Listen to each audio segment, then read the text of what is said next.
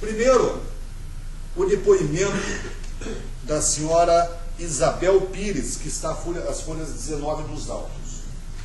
O processo está... É isso aqui. Dá licença.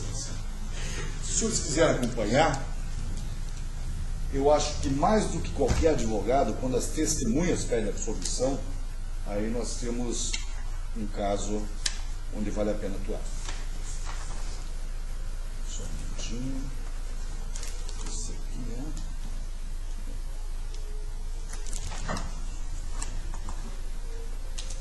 Então nós temos aqui, só perdido com uma página aqui. Minha cópia é diferente. Denúncia. É 19. É 19, né? É, um carimbo. Do carimbo. É. Achei. Isabel Pires. Primeiro, quem é Isabel Pires?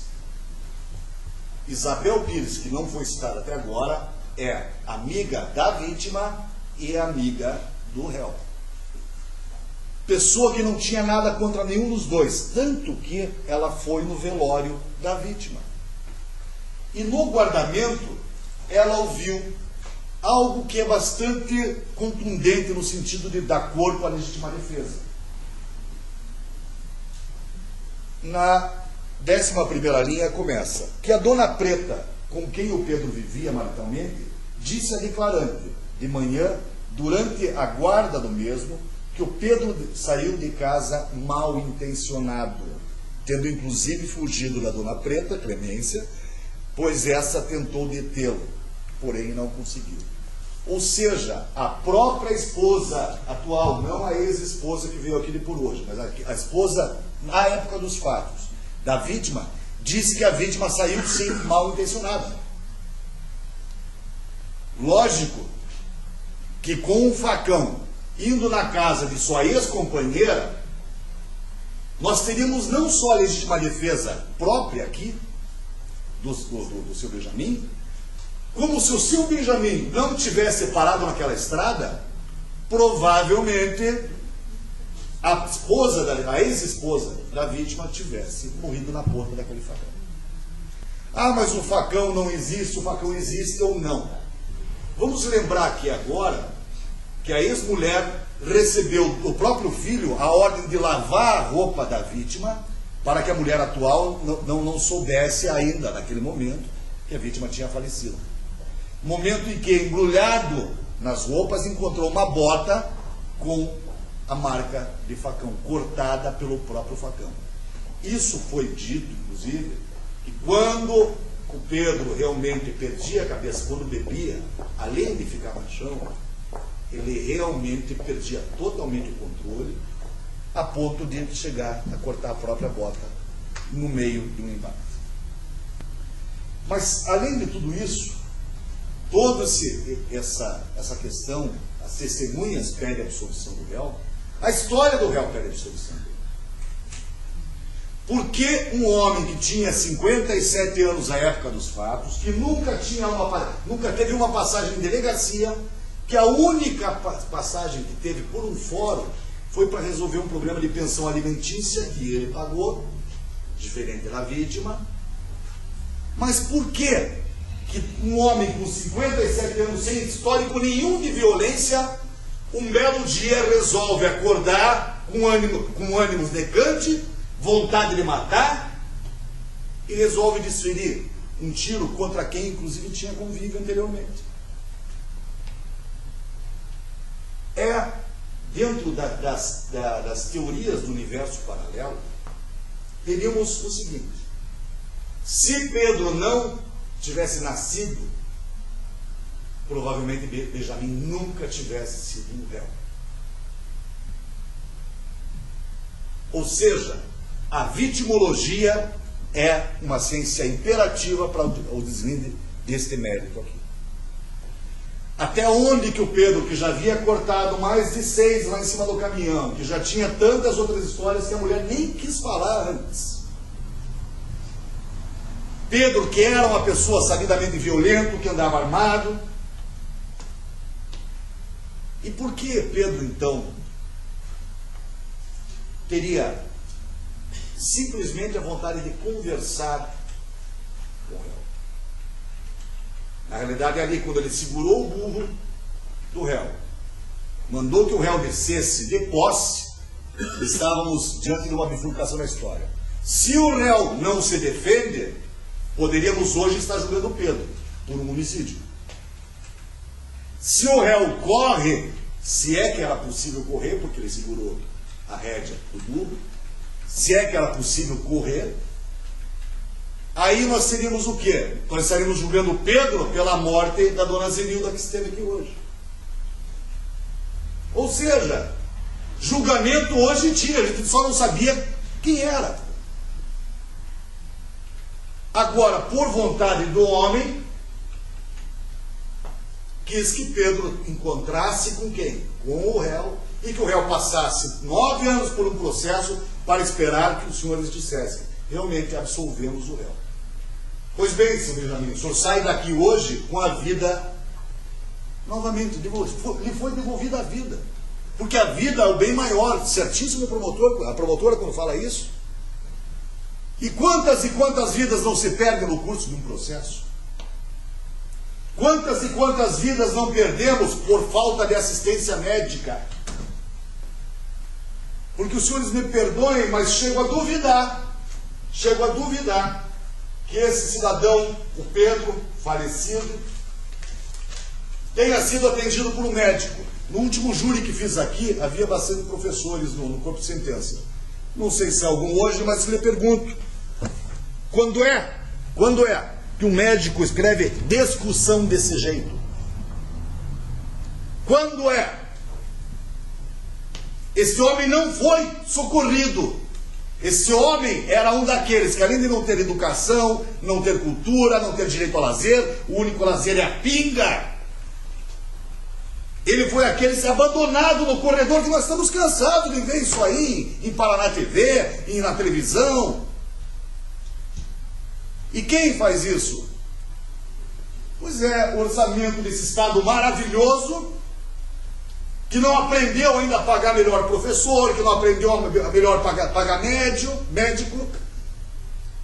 Esse Estado que tem um dos maiores impostos do mundo, 47% do que se ganha aqui é o Estado que leva. Para dar o quê? Nada. Ortigueira tem o tamanho que tem. E quantos policiais nós temos aqui? Mas, senhor Benjamin, por que o senhor não chamou a polícia, então?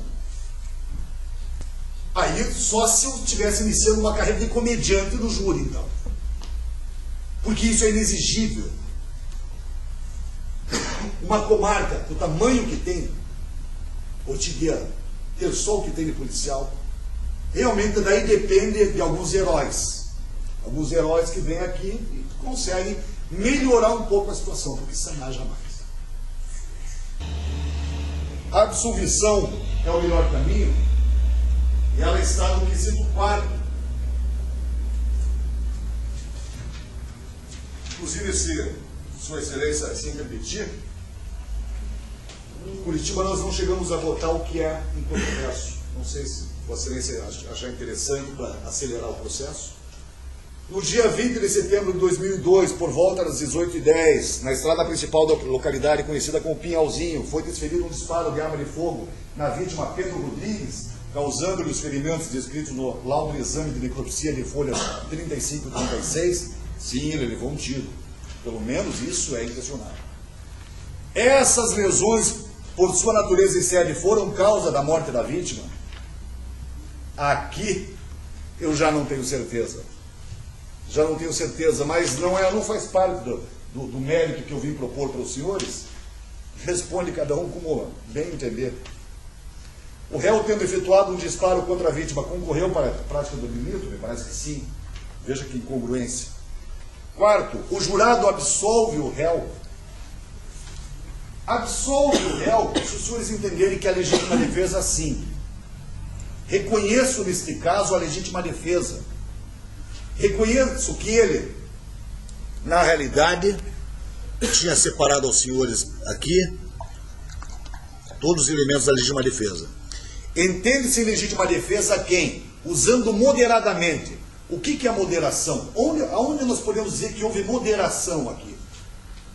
Um tiro só, depois que o facão foi jogado contra ele, não teve mais nenhum tiro, havia mais 4 ou 5 projéteis na arma e nenhum tiro mais foi dado. Ou seja, tínhamos uma suposta vítima agressora, mas que já estava desarmada e contra ela mais nenhum tiro foi desferido. Isso é moderação, isso é legítima defesa perfeita. Dos meios necessários, era necessário que ele usasse da arma? Se a vítima não estivesse com o facão, quem sabe a arma fosse desnecessária. Mas uma vez que a vítima tem um instrumento letal, uma arma branca, de letalidade indubitável, na mão, passa então a existir a necessidade de algo, vamos dizer assim, correspondente para fazer cessar. É onde houve a necessidade. E ele realmente fez o uso necessário da arma. Repele injusta agressão. Alguém vê alguma justiça na agressão que a vítima estava desferindo contra o réu? Porque ele usou inclusive palavras de baixo calão, porque ele fudeu o outro no fórum. Isso pode, certo, legitimar uma agressão por parte da vítima? Não, a vítima não tinha esse direito. Atual ou iminente. Nesse caso nós temos a perfeita conexão entre os dois. Estava ali com o facão na mão, quando saiu da frente do filho. Os senhores notem que na simplicidade do seu Benjamin, a gente consegue extrair muita verdade. Ele disse que não viu o facão antes da criança, do menino que tinha 18 anos, sair da frente. Quando ele saiu é que eu vi o facão. Se é uma pessoa articulada que vem aqui para tentar induzir os senhores em erro, já estava dizendo, não, ele já veio com o facão e eu já parei o burro por causa do facão. Não, não foi a tentativa deles. Simplesmente ele mostrou, no momento que a agressão começou, que ela se tornou atual, facão na mão e palavrões, não é uma coisa, não é uma suposição errada se achar em perigo. Ainda mais com o passado que tinha a vítima. Direito a seu de outro. Direito dele, integridade física, primeira. Outro direito dele, direito à vida, porque a vida é algo muito sério, como o próprio Ministério Público colocou. E terceiro, qual era o caminho que a vítima estava fazendo? Rumo à casa de sua ex-amásia, com quem tinha 6 filhos e não pagava pensão, e era exatamente toda a questão que gerou essa discussão. Uma pessoa sabidamente violenta, que tem inclusive outro processo aqui. Por isso eu não acho que seja uma ilação, um devaneio louco desse advogado, entendeu o seguinte: quem é o réu? Pedro Rodrigues. Denúncia contra o réu Pedro Rodrigues, porteiro. Tais sejam as vítimas Sebastião da Silva, Salvador Neves e Tádio Cozain. Ou seja, a vítima já tinha passado pelo fórum aqui, já tinha machucado mais gente na faca. Se isso não é uma legítima defesa clássica, presente, indubitável, já não sei mais o que será. Peço aos senhores que no quarto quesito respondam sim, o jurado absolve o réu, sim. Sim, porque eu vi alguma dúvida, mas concordo com a promotora, em dúvida para o réu. Sim, porque eu concordo que aquilo que o doutor Samuel Rangel e o doutor Cristiano falaram. Então, se é assim, ao quarto quesito a resposta é sim, os senhores estarão fazendo justiça, todos nós iremos para casa com a certeza de que servimos bem a um Estado que não nos serve. De que nós fomos muito maiores do que aquilo que nos oferece. Voltaremos para casa com a certeza de que este homem se defendeu quando o Estado realmente não faz absolutamente nada por ele. Nem defende, nem educa, nem trata, nem dá dignidade, nada mais. Peço aos senhores, então, que respondam sim ao quarto quesito e absolvam ao acusado Benjamin por ser expressão de máxima justiça. Mais uma vez, agradeço a ordegueira.